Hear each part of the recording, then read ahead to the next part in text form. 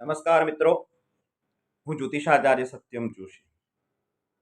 આજનો વિષય છે રક્ષાબંધન વિશેષ. કારણ કે આ વર્ષે રક્ષાબંધનને લઈને ઘણા બધા અસમંજસો મનુષ્યમાં આવ્યા છે અને આવવા બી જોઈએ.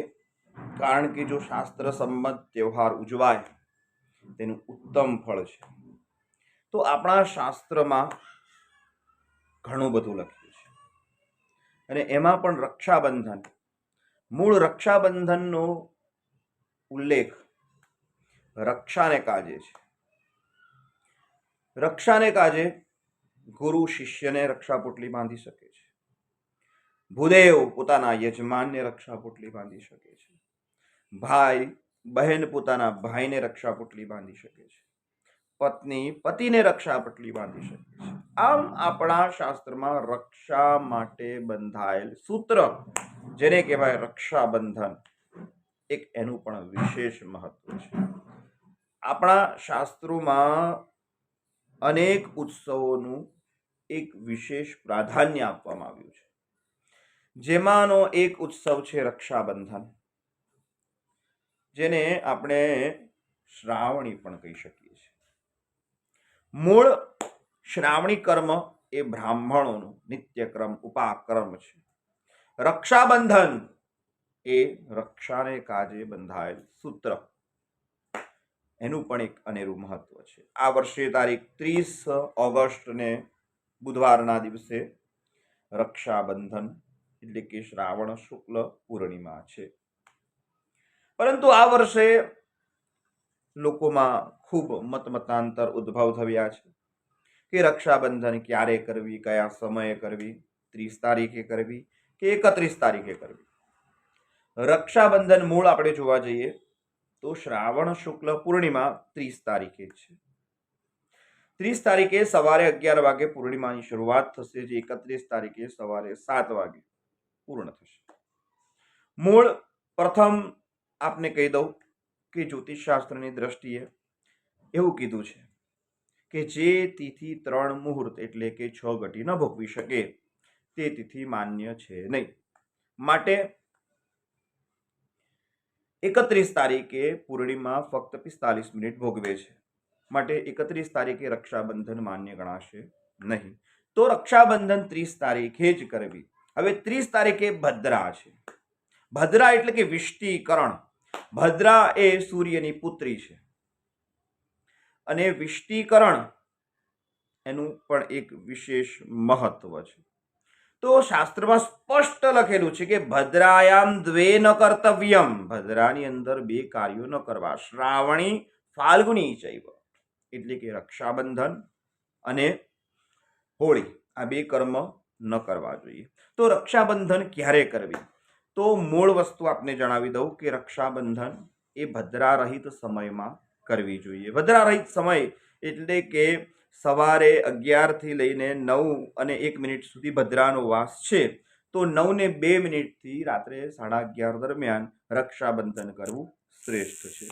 હું મારા શબ્દો નથી કહી રહ્યો, હું આપને મત બતાવું છું. આપણો જે પ્રમાણિક ધર્મગ્રંથ છે નિર્ણય સિંધુ, નિર્ણય સિંધુના પૃષ્ઠ નંબર 180 ઉપર હું વાંચી રહ્યો છું, આપને સંભળાવી રહ્યો છું. ધ્યાનથી એનું આ પ્રમાણ છે કે રક્ષાબંધન ક્યારે કરવી જોઈએ. લખ્યું છે કે અત્રોપાકર્માનંતરમ પૂર્ણાતિથૌ વાર્ષિકસ્યાનુવાદો નતુ વિધિઃ ગૌરવાત પ્રયોગ વિધિ ભેદે ચ ક્રમાયોગાત શુદ્રાદૌ તદયોગાશ્ચ તેન પરેધુરુપાકરણેપી પૂર્વેધુરપરાહ્ને તત્કરણમ સિદ્ધમ ઇદમ ભદ્રાયામ ન કર્તવ્યમ. ભદ્રાયામ દ્વે ન કર્તવ્યે શ્રાવણી ફાલ્ગુની તથા શ્રાવણી નૃપતિમ હંતિ ગ્રામમ દહતિ ફાલ્ગુની ઇતિ સંગ્રહોક્તેઃ તત્સ ઉત્સવે તુ રાત્રાવપી તદંતે કુર્યાદ ઇતિ નિર્ણયામૃતમ ઇતિ પ્રતિપદ્યાતાયામ ન કાર્યમ નંદાયામ દર્શને રક્ષા બલિદાનમ દશાસુ ચ ભદ્રાયામ गोकुल क्रीडा देशनाशाय जायते इति मदन रत्ने બ્રહ્મવૈવર્તે। આ બ્રહ્મવૈવર્ત પુરાણનો પણ આ જ મત છે। હવે હું હિન્દીનો એનો અનુવાદ સંભળાવું છું કે એનો મતલબ શું થાય છે। अर्थात सिद्ध उपाकर्म उपरांत का अनुवाद है, विधान नहीं है, कारण की विधि मानने में गौरव आता है। प्रयोग विधि के भेद से क्रम का अयोग होने से और शूद्र आदि में उपाकर्म योग न होने से विधि नहीं है। इसमें दूसरे दिन में उपाकर्म होने पर भी पहले दिन में ही अपराह्न काल के समय में रक्षाबंधन करना सिद्ध है, लेकिन यह रक्षाबंधन भद्रा में नहीं करना चाहिए।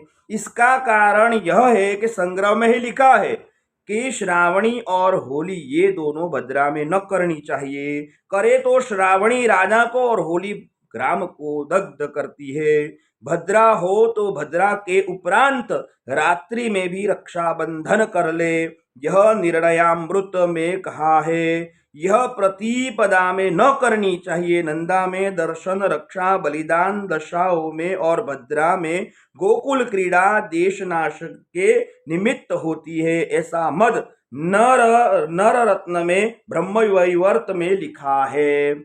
આ મેં તમને એનું પહેલું પ્રમાણ બતાવ્યું કે આપણે રક્ષાબંધન 30 તારીખે જ કરવી જોઈએ અને 30 તારીખે ભદ્રા રહિત સમયમાં જ કરવી જોઈએ, 31 તારીખે ન કરવી જોઈએ। બીજા એક ગ્રંથનું પ્રમાણ બતાવું છું। ગીતા પ્રેસ ગોરખપુરમાંથી પ્રસારિત છે। કલ્યાણ જ્યોતિષ તત્વાંગ નામનો એક ગ્રંથ છે। એમાં ઘણા બધા વિદ્વાન જ્યોતિષીઓના મત આપ્યા છે। તો એ મત અનુસાર હું આપને કહી રહ્યો છું કે એક જ્યોતિષશાસ્ત્રમાં ખૂબ વિદ્વાન દૈવજ્ઞ થઈ ગયા, દૈવજ્ઞ ગણપતિ, એના પુસ્તકો જ્યોતિષશાસ્ત્રમાં ખૂબ ભણાવવામાં આવે છે અને એમનો મત છે કે વિષ્ટિ પૂછે જયો યુદ્ધે કાર્યમન્યન શોભનમ। બધા કહે છે કે ભદ્રાના પૃચ્છમાં રક્ષાબંધન થઈ શકે, મુખમાં ન થઈ શકે, પરંતુ એમાં તો એમનો મત એવો છે कि दैवज्ञ गणपति का विचार है कि भद्रा के पृच्छ भाग में केवल युद्ध में विजय मिलती है, अन्य काम शुभ नहीं होते हैं।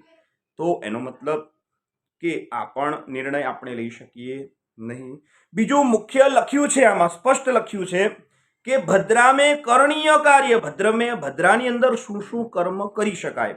तो वशिष्ठ आदि आचार्यों के मत अनुसार, वशिष्ठ आदि ऋषियों मत अनुसार वदबंधन विषाग्न्यस्त्र छेदनोच्चाटनादियत तर तुरंग महिषोष्ट्रादि कर्म विष्ट्या तु सिद्ध्यति। लख्यू है कि वशिष्ठ आदि आचार्यों के अनुसार वध, बंधन, विष, अग्नि, बंधन एटले झेलवास, बंधन एटले रक्षा नहीं के, हाँ, वध, बंधन, विष, अग्नि, अस्त्र, छेदन, उच्चनादि कर्म, तुरंग, महिष, उष्ट्रादि क्रिया कार्य भद्रा में सिद्ध होते हैं। तो भद्रा में शू न करવું એમ ઉપર લખ્યું છે કે ભદ્રા में निषिद्ध कार्य। तो इसमें એમાં લખ્યું છે કે ન કુર્યાન મંગલમ વિષ્ટ્યામ જીવિતાર્થી કદાચન ન કુર્વાન નજ્ઞસ્તદા ક્ષિપ્રમ તત્સર્વમ નાશયાનાશિતામ વ્રજેત।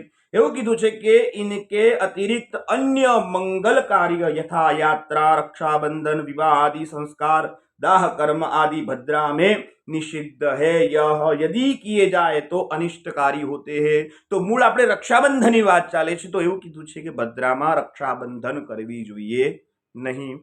પછી સ્પષ્ટ લખ્યું છે કે ભદ્રા में श्रावणी कर्म, आपने कीधु कि भद्रायाम द्वेन कर्तव्ये श्रावणी फाल्गुनी तथा श्रावणी नृपतिम हंति ग्रामं दहति फाल्गुनी।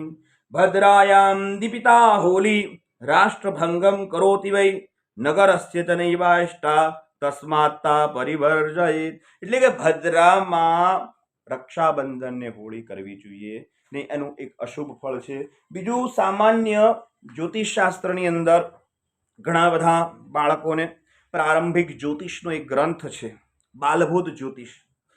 એમાં પ્રમાણ તો આપેલા છે કે ભદ્રાના પૃચ્છભાગમાં રાત્રે ભદ્રા હોય, એ ભદ્રા દિવસની ભદ્રા રાત્રે હોય ને રાત્રિની ભદ્રા દિવસે હોય તો એ શુભ કહેવાય। પણ એનું એક વિશિષ્ટ ફલશ્રુતિ લખી છે ભદ્રાની કે ભદ્રામાં જો કર્મ કરાય તો તેનું સુફળ મળે છે। ન કુર્યાન મંગલમ વિષ્ટ્યા જીવિતાર્થી કદાચન કુર્યાન્યજ્ઞસ્તદા ક્ષિપ્રમ તત્સર્વે નાશતામ વ્રજેત. લખેલું છે કે आयु की वृद्धि चाहने वाले मनुष्य को कभी भी विष्टि में कार्य नहीं करना चाहिए.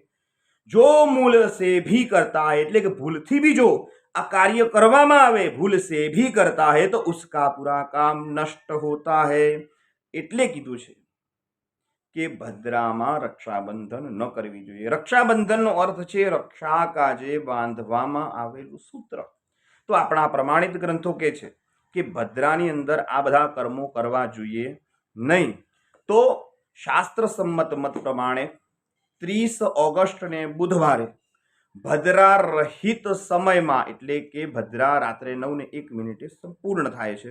તો રાત્રે 9:02 થી 11:30 સમયમાં એટલે કે શુભ મુહૂર્તની અંદર રક્ષાબંધન કરવું શાસ્ત્ર સંમત છે. બાકી રક્ષાબંધન એ ઉત્સવમાં અતિ પ્રિય ભાઈ અને બહેનનો આપણે લૌકિક ઉત્સવ ગણી શકીએ છીએ. પરંતુ લૌકિક ઉત્સવ ભાઈ બહેનનો તો છે જ, પરંતુ રક્ષાબંધન એ શાસ્ત્રોક્ત ઉત્સવ પણ છે.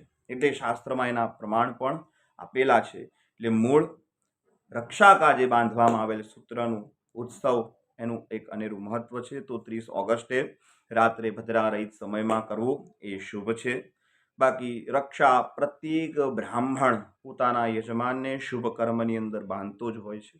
પણ મૂળ શ્રાવણ પર્વ, શ્રાવણ શુક્લ પૂર્ણિમાનું રક્ષાબંધનનું પર્વ એનું એક અનેરું મહત્વ છે. એના માટે જ આપણા શાસ્ત્રોમાં મુહૂર્ત એક સમય આપેલું છે. કારણ કે જ્યોતિષ એ વેદાંકમાં, ષડ વેદાંકમાં ચક્ષુ છે. અને જે ચક્ષુ મનુષ્યની દ્રષ્ટિએ જોઈએ તો મનુષ્ય આંખ વગર આંધળો થાય છે. તે સૃષ્ટિમાં તેનું જીવન અંધકારમય છે. તેમ ષડ વેદાંગ છે, એમાં જ્યોતિષ એ નેત્ર છે, એના વગર પણ જીવન અધૂરું છે. માટે આપણા શાસ્ત્રોમાં ઋષિમુનિઓએ પંચાંગની વ્યવસ્થા કરી છે. ઉત્સવોમાં પણ પંચાંગના નિર્ણયોનો વ્યવસ્થા કરી છે. અને આ વ્યવસ્થાની અંદર આપણે શાસ્ત્રના પ્રમાણ સહિત ઉત્સવ કરવા એ શુભકારી છે. જો આ શાસ્ત્ર પ્રમાણ સહિત ઉત્સવ થાય તો ભાઈ અને બહેન માટે મંગલકારી રહે છે. અને ઉત્સવ એ આપણા શાસ્ત્ર પ્રમાણે થાય તો ઈશ્વરને પણ પ્રિય છે. આપ સર્વનું મંગલ થાય. નમસ્કાર.